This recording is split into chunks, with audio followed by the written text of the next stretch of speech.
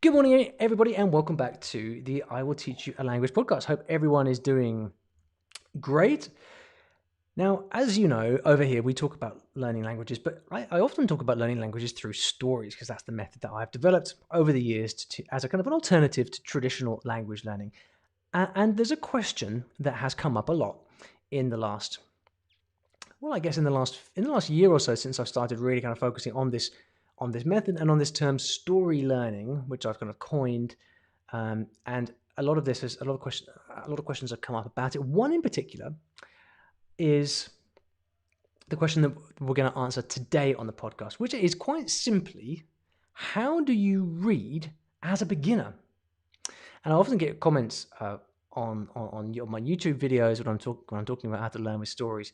There'll be like 200 or 300 positive comments, and then one person will leave a comment like, Olly, I found you out. I've spotted the flaw, the fatal flaw in your method. You're talking about learning through stories, but you forgot something. How can you read a story when you're a complete beginner and you don't know any words? And you know who you are if you've left this question. Of course, the real answer is, well, I've talked about this a lot. You've just got to watch the right videos. But I understand that not everybody has 24 hours a day to watch videos by Olly Richards banging on about all these things. So I thought I would answer this today. So how can you learn a language through stories as a beginner when you don't know any words?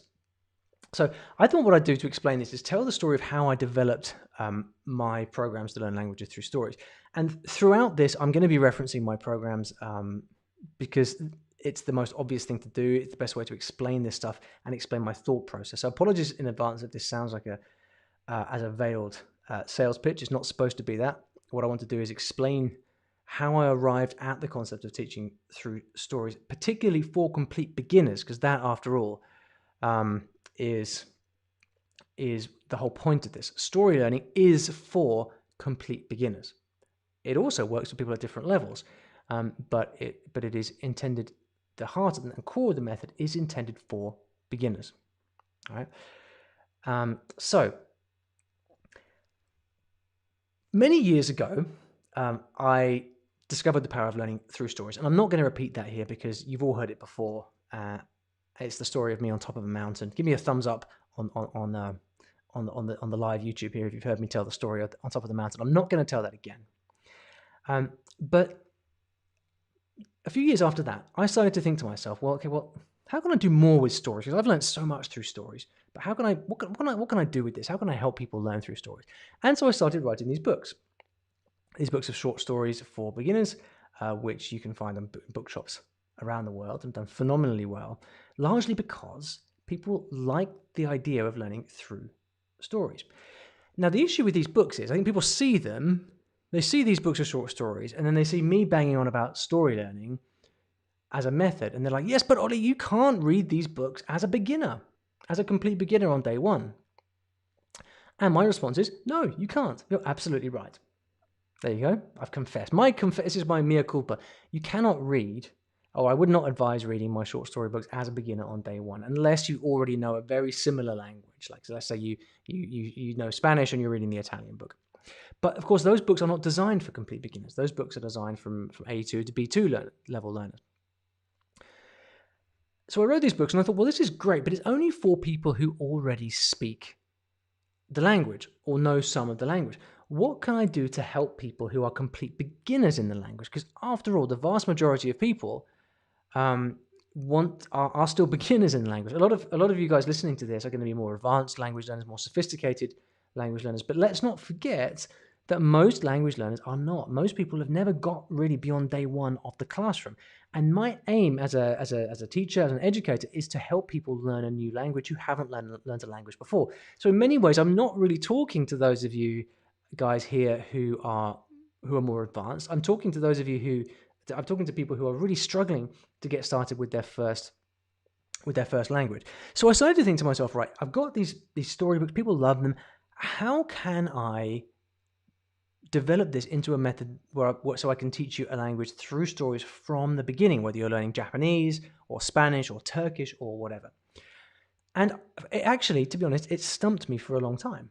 I didn't know how to do it. That's why, for those of you who have followed me for many years, it was quite a big gap between when I released my short story books and when I released my uncovered courses, Spanish Uncovered, French Uncovered, and all that. And the reason was I was figuring out how to do this pedagogically in a good, solid, effective way. And I spent a long time testing it. And one of the reasons I think that my programs have been quite successful is because they really work, because we took the time to really test them and figure out what is the best way to take a beginner and teach them through stories. So I said before that you can't read my books of short stories as a beginner. And so the key to learning through stories at any level is to read material that's at the right level for you. Okay, this is your comprehensible input 101. And so if you can't read actual books in the language when you're a beginner, what can you read? Well, obviously, what you need is very simple, short material. Now, we are all used to this stuff from our textbooks. Have you ever bought like a teach yourself text, like learn Spanish textbook or something? Then in there, what do you have? You have a bunch of dialogues, right? Hi, my name's John. Hi, John, I'm Mary. Where are you going? I'm going to the shop. Like really super simple, really boring stuff. But as a beginner, at the beginning, you need that stuff. It has to be simple because otherwise you very quickly get overwhelmed. So what I started to do was to write stories that are like those kind of beginner textbook stories, but much, like those beginner textbook conversations, dialogues, but in story format. So they're simple stories that are very simple and aimed at beginners. Right? Now you're in a position where you can start to read as a beginner. And so what I do is I get you to read these stories over and over again. That's the first thing you do. You read and you listen to those stories over and over again. And yes, on day one, you don't understand anything. But that's part of the plan because I want you to actually spend the time immersed in the story. Just letting the sounds go into your ears, looking at the words on the page. So step number one is that you need to have very simple, carefully graded materials, very short, very simple stories. The second thing you need is lots of repetition. So you're going to read those stories over and over again, even though you don't understand, because your brain is smarter than you are and will pick up a whole bunch of stuff gradually. All right? When you see the words I am repeated over and over again, your brain naturally starts to wonder, what does that mean? And then once you figure it out, it stays in the brain, right? So you need carefully graded material, you need lots of repetition, but the third crucial thing is that you need help to notice what is happening in the story, right? So I will give you this simple material, these simple stories. I'll get you to read it and listen to it a bunch of times, and then I'll sit there virtually and help point out, like, this word means this. You see that sentence that you read over here? Here's what it means. Bit by bit, show you words and phrases that help you piece together the story. Right? It's just like in a textbook dialogue on day one of your beginner's textbook, where you're kind of reading this back and forth. You've got this word list, and with the help of the word list and the dialogue, you kind of piece it together. It's the same thing, but it's in story format. Okay? And that is basically the answer. It's not exactly that simple because it took me a lot. There are other problems, and it took me a lot of time to figure that out. But that's basically how it works. Right? So to answer the question, how do you read stories as a beginner when you don't know any words? The crucial question is, depends what stories. If you're picking up one of my books, I don't have one here. If you're picking up one of my books, you won't be able to do it. What you need instead is carefully graded stories. Now, where can you find those stories? You can find them in my courses, which are on my website, iwillteachyoualanguage.com, but you don't have to use those. LingQ has got a fantastic collection of simple stories for beginners. You can go to your typical kind of textbooks, your teach yourself textbooks and stuff like that. They may not be stories, but they'll be simple dialogues. And if it sounds dull, the truth is it is a bit at the beginning, but it's okay because the beginning phase is the shortest phase. If you think about the spectrum of language learning from complete beginner to fluent, right? And then you compare that to a football pitch, that real beginner phase is the first inch of that football pitch. You pass through it very quickly. So when you're learning through stories, part of what you need to do is actually kind of power through that beginner phase. And you're learning some of those, you're kind of learning and probably memorizing like some of those really simple words and phrases right at the beginning. But very quickly, if you go through this in the right way with help, what happens is you graduate from the kind of really simple stuff to a point where you can pick up one of my books of short stories, for example, and then actually read it by itself. Now, let me give you an analogy. If you've ever learned to drive, I don't know about you, but when I was first learning to drive, my dad took me to a car park. It was like a shopping center car park, which was empty, right? And I would sit behind the wheel of the car for the first time, and I'd hold on to the steering wheel, and I'd kind of press the accelerator. And I'd be totally scared because this car was just like jerking forward. And I'd be driving around this car park, trying out the controls for the first time, right? But because it's a car park that's empty, it has certain conditions. There's no other cars to hit or bump into, so I'm safe. There's also an edge, which means I can't go out onto the road, onto the highway.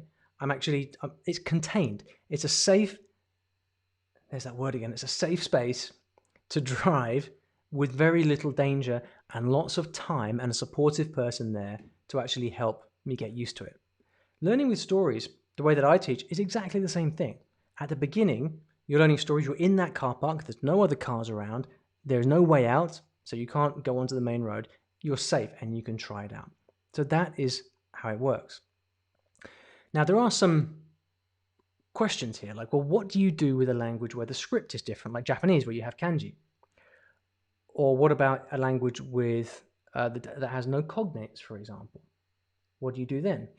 So here's how I approach a language like Japanese. So I have a course, Japanese Uncovered, where we teach Japanese through story from the beginning, from day one. And my approach is to teach you using romanization at the beginning. Now, I don't normally recommend that you use romanization to learn any language. It's better that you learn the script. But the problem is, with a language like Japanese, the script is vast, right? Which means that you don't want to have to learn the script before you start to read, otherwise you'll never start to read, right? So what I do is I have you reading using romanized script at the beginning, and at the same time teach you hiragana, katakana, and then some kanji so that you can actually learn to read in Japanese. We do the same thing with our Chinese Uncovered course, which is coming out in September. At the beginning, you're using pinyin, because although it's not ideal to use romanization, the biggest trophy, the biggest prize of all, is to actually start to learn through stories, to actually start to read and get that input, right? Through reading, through listening. Because when you get that input, then you'll start to learn by yourself, and you've got time to learn the script at the same time, right? So the very simple answer is, if you're learning a language with a difficult script, then use romanization. Just remember to also learn to read the script at the same time, right? This is not a kind of get out of jail free card where you don't have to learn the script. You absolutely do. Remember, the point of reading is to read. You need to learn the script. But I don't think you need to learn the script on day one. If it's a language like Russian or Arabic with a simple alphabet, a simple script, you just learn it. It's easy. But any other languages that are more complex, like Thai, like Chinese, like Japanese, start with romanization and then move swiftly on to reading characters. In Japanese Uncovered, for example, it's in 20 modules, our course. The first 10 modules, you're using romanization. And then the second 10 modules, we switch, and you're then reading hiragana to read the story, right? So in a battle between, gun to my head, if I'm in a burning house and I have to save either the script or the stories, I save the stories, right? Because that's how I'm gonna get a lot further faster by actually starting to read. Now, in a language with fewer cognates, like say Chinese, then that is it is indeed a challenge, because if you're reading stories in a language, in a Romance language, for example, you've got tons of cognates which can help you. It's the same with German, with Germanic languages. A lot of cognates that can actually help you spot, often about kind of 30% of the words right away. But you don't have that in a language like Chinese, right? And so all that changes is the pace. So rather than having longer stories, we use slightly shorter stories, because you've got to go over them a lot more times, many more times, to actually learn the stuff. All right, and so basically that's it. To use story learning as a beginner involves making sure that you're using real beginner material that's been carefully prepared for you, lots and lots of repetition so that your brain can naturally soak it up, and then help from a more experienced other to actually notice what's happening in the text. And then you keep that up, and before you know it, you are off to the proverbial races. So I hope that is helpful for those of you who have been wondering how this works. Again, if you want to get a full explanation of story learning and how it works, then I recommend going to my YouTube channel. Just search YouTube for Olly Richards, and in the Start Here playlist at the top, you'll find a video which is how to learn a language through stories. It's about 20 minutes long. It's quite long, but it really outlines the method and how it works. So that should answer any of your questions. So thank you so much for listening to the podcast. I really appreciate it. Please make sure to follow or subscribe wherever you are. And I'll see you... Well, actually, no, before that, a quick announcement. If you want to leave me a message to like a question in a voice note for me to answer, then I do this on the podcast. You can go to iwillteachyoualanguage.com/ask and leave me a message there, and I will answer it on a future podcast. So thank you so much for listening, and I'll see you back in the next episode of the I Will Teach You a Language podcast.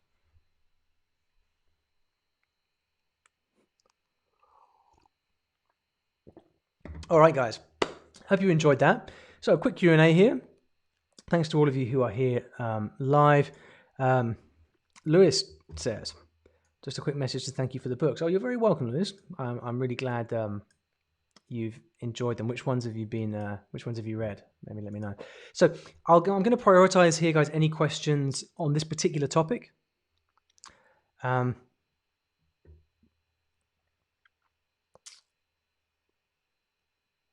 So let me just filter for those. Okay, so Shannon says, I'm B1 Spanish and still haven't read my first Spanish book. I'm self-taught, so my knowledge is a little all over the place and probably missing some basics, but more advanced in other parts. So Shannon, for someone in your situation, this is where reading is really going to send you... Wow, sorry about that. That's where reading is really going to send your level through the roof, because all those gaps that you're talking about will be filled in by reading. So I highly recommend that you devote maybe, at least just start with, say, 20% of your learning time to reading. Shannon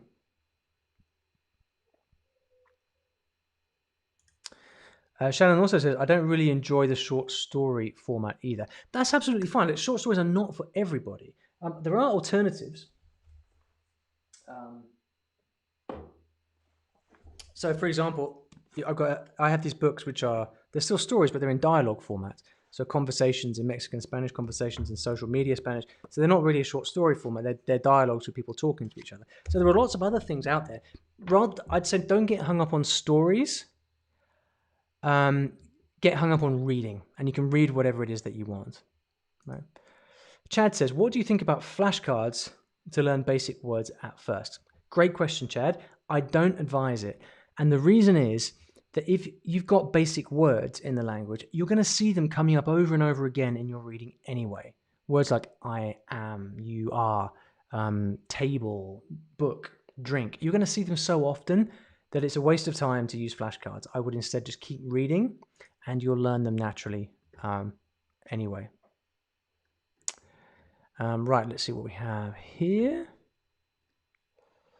TAT says, I found your books really beneficial to learn the language and help to be fluent quickly. Oh, that's cool. Thank you so much.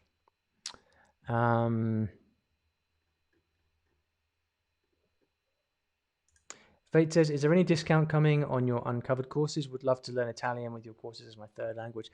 Unfortunately, no. I very rarely discount courses just because the courses are so big and there's so much in them that really I don't like to discount them.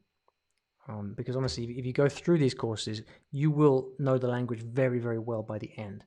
And I understand it's not affordable for everybody, but I'm a big believer in value, in getting value for something. And so, I have plenty of books and things like that that are a lot cheaper. So, you can enjoy those as well. But the courses are not something I like to discount, I'm afraid. Naheda says you started with Spanish Uncovered. Cool. I hope you didn't just start, Naheda. I hope you did more than just start. Jill says, I purchased your book, Short Stories in Spanish for Beginners, and listened to it. What do you recommend for a complete beginner? Thank you very much, Jill. I'm very grateful that you've given the books a chance. For a complete beginner, if you are happy to invest in a course, then I would recommend my Spanish Uncovered program, simply because it's designed for complete beginners. It is a complete story-based program to teach you Spanish as a complete beginner. I made it for that purpose, so I would recommend that. And if you'd like to check that out, you can go to my website, which is, put that on here, iwillteachyoualanguage.com. Just go there and click on the courses menu, and you'll see that up there. So feel free to check that out if you like. So yeah, Carl here says, I started reading straight away with Spanish, but Japanese is a lot more difficult, mostly because of the kanji. Right, exactly, Carl. So for that reason, that's why I say, like, don't let the kanji stop you reading. This is the key thing. Like, don't let anything stop you reading. The solution here is not to throw the baby out with the bathwater. The solution is to use romanization to get started with reading and then learn the script at the same time. Okay. So Patrick here says, I used to think reading was not worth doing, but since I started, I've made the most progress with the method. Fantastic. That's what I like to hear. Good stuff, Patrick. Proud of you. Gringo says, people always sound smarter with a British accent. I guess it's British privilege. What can I say?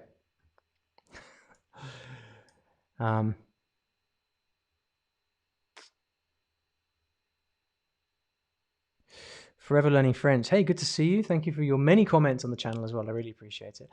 Would you rather be perceived as pretentious or ignorant when pronouncing words correctly? That's a tricky one. I don't know if you saw my most recent video on 11 things only polyglots understand. I'm in two minds on this one. Honestly, it's difficult. It's a very difficult one. I'm not sure I have a good answer for you, I'm afraid. Carla, hey Carla, I've just finished Japanese Uncovered. Awesome. It was great. Yes. What would be the next best step? Next best step after Japanese Uncovered would be our Japanese Uncovered Intermediate program, which is coming in the autumn. But we have other intermediate programs as well. Best thing, go to my website here and just browse the Japanese courses. There's plenty of stuff there. That helps. Right, I think that's it now. Last comment here from Nahida says, after Spanish, I did Italian Uncovered, and now doing the 30-day challenges regularly. I love the process. I've learned so much. So thank you so much, Nahida. I really appreciate it. And what is most gratifying for me is to see people who are actually using story learning and finding these benefits, because that's what's worked for me. So I'm, obviously delighted it works for other people as well. Rangon says, Japanese for me is annoying since I can understand the kanji and stuff. It's just I can't pronounce it without the furigana. I literally just read them in Chinese instead. Yeah, I guess you come from a Chinese language background then. Yeah, I mean, that's one of the difficulties in switching. I mean, the good thing is that you can read the kanji, which is more than most people can. So in that case, what I would say is read and listen at the same time, and then you'll get used to the pronunciation naturally. Valeria, hi Valeria, says, how can I get or buy your short story books? Easy. Go to iwillteachyoualanguage.com/books, and there's a list of all my books there. We have dozens of the things. And if anyone has a book and would like to help me out, I really appreciate reviews of the books on Amazon as well. It really, really helps out. Thanks so much, everybody. I really appreciate it. I'll see you same time next week for another live podcast recording. Thanks so much. Take care. Oh, subscribe to the channel.